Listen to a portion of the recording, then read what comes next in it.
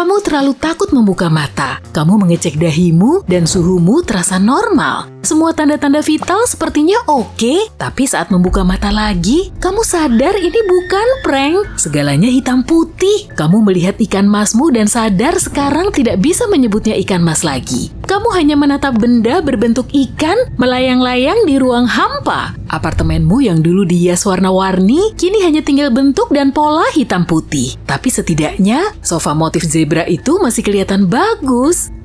Kamu mencoba memahami apa yang sedang terjadi dan sadar bahwa semua warna hilang dari dunia. Kamu bisa melihat hitam putih karena sebetulnya itu bukan warna, melainkan hanya corak. Melihat segala hal dalam hitam putih pada dasarnya berarti bahwa kamu melihat corak warna tanpa melihat warna itu sendiri.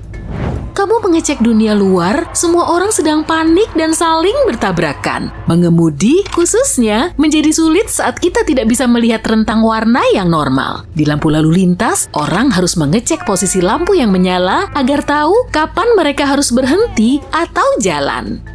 Ini bukan kasus buta warna massal. Tidak seperti yang dipahami banyak orang, buta warna adalah keadaan saat seseorang tidak mampu melihat rentang warna yang luas. Bagi mereka, tomat mungkin kelihatan agak oranye atau corak merahnya beda aja. Yang sedang dialami semua orang saat ini lebih mirip akromatopsia. Ini adalah kondisi sangat langka yang menyebabkan orang hanya melihat hitam, putih, dan corak abu-abu. Kamu hanya bisa melihat garis samar awan di atasmu dan kamu bahkan tidak tahu seperti apa cuaca hari ini. Dari corak langit yang kelabu muda, kamu menduga mungkin hari ini cerah. Burung-burung juga panik. Mereka mengandalkan penglihatan untuk berkoordinasi dan mencari makan. Burung memang bisa melihat bentuk, tapi menemukan segala sesuatunya tidak akan mudah sekarang.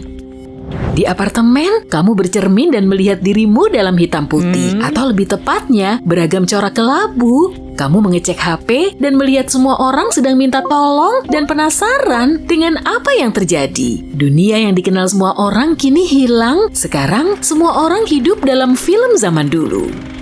Lalu kamu lanjut mengecek feed media sosial dan melihat semua orang membahas hal yang sama. Orang-orang membagikan pengalaman mereka tentang dampak hitam putih terhadap diri mereka. Jauh di Paris, keluargamu telah kehilangan semua makna kota romansa itu. Kafe-kafe menarik jadi membosankan dan bahkan croissant pun kehilangan daya tariknya. Teman-temanmu yang selalu mengunggah foto mereka di pulau-pulau tropis dengan pepohonan kelapa subur, air sebening kaca, dan pantai-pantai berpasir putih harus mencari cara baru untuk dapetin like. Sekarang, semua itu kelihatan hambar dan membosankan. Ada telepon dari temanmu di kereta. Orang-orang di sana sedang hiruk-pikuk. Dia bilang ada tempat yang dituju semua orang untuk mencari jawaban dari beberapa ilmuwan terkemuka. Kamu menyalakan berita dan melihat kekacauan di sekitar dari jalan tol sampai sektor-sektor publik. Tak ada yang tahu apa yang sedang terjadi. Rumah sakit dipenuhi orang yang bingung kenapa mereka hanya melihat hitam putih. Para ilmuwan dalam berita sedang berusaha memecahkan masalah ini, tapi mereka juga tidak punya jawaban. Setidaknya, belum. Kantormu menghubungi dan menyuruhmu libur saja hari ini. Syukurlah, berhubung kamu seorang desainer grafis, pekerjaanmu sangat bergantung pada warna. Akan sulit membuat logo menarik untuk klien toko bungamu kalau cuma bisa pakai corak hitam putih dan kelabu kan? Rencananya, kamu bakal pakai warna hijau untuk mewakili alam. Tapi sekarang udah nggak bisa. Mungkin mulai sekarang, kelabu akan mewakili alam. Logo untuk restoran cepat saji yang sedang kamu kerjakan juga rusak. Tadinya kamu pakai warna-warna menyala, kayak merah dan kuning untuk menarik perhatian orang. Tapi, kalau cuma ada hitam putih, gimana caranya bikin desain yang semarak? Gak cuma itu, hal terpenting juga berantakan. Semua kerja keras yang kamu lakukan untuk membuat logo bank setempat sia-sia aja deh. Biasanya, bank memakai warna biru dan putih di logo dan desainnya karena dua warna itu dikaitkan dengan kepercayaan dan komunikasi. Sekarang, gak bakal ada yang percaya sama bank. Kamu pasti gak mau buka rekening di bank yang logo atau skema warnanya mirip rantai restoran fast food. Bahkan sekarang kamu gak bisa membedakan warnanya.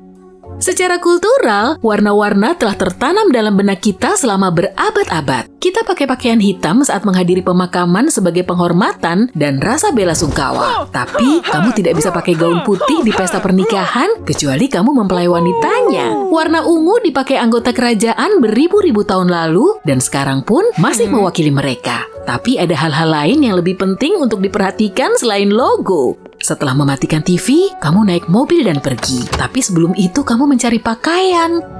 Kamu membuka lemari dan melihat berbagai kemeja dengan variasi warna dari hitam sampai putih. Kamu tidak tahu kemeja mana yang warna apa. Jadi kamu ambil sembarang dan memakainya. Mungkin kamu bakal kelihatan konyol kalau orang bisa melihat warna. Lalu lintas padat dan orang-orang merasa sangat gelisah sembari mencoba memahami apa yang sedang terjadi. Berkendara dengan normal juga mustahil kalau kamu hanya bisa melihat corak kelabu. Dan sekarang jam 12 tengah hari.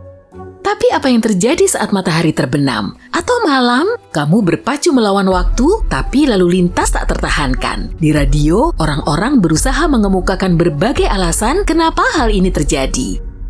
Ada yang bilang matahari melemah atau mata kita tidak memahami cahaya dengan benar. Apapun itu nggak ada yang membantu. Setelah berjam-jam, kamu mulai merasa lelah. Matahari mulai terbenam dan gelap jauh lebih pekat dari biasanya. Setidaknya saat siang, kamu masih bisa melihat corak kelabu. Tapi sekarang, gelap, hitam pekat. Ada yang menyalakan lampu jauh dan itu langsung membuatmu silau. Kamu menutup mata dan tidak bisa membukanya. Sinar itu terlalu kuat.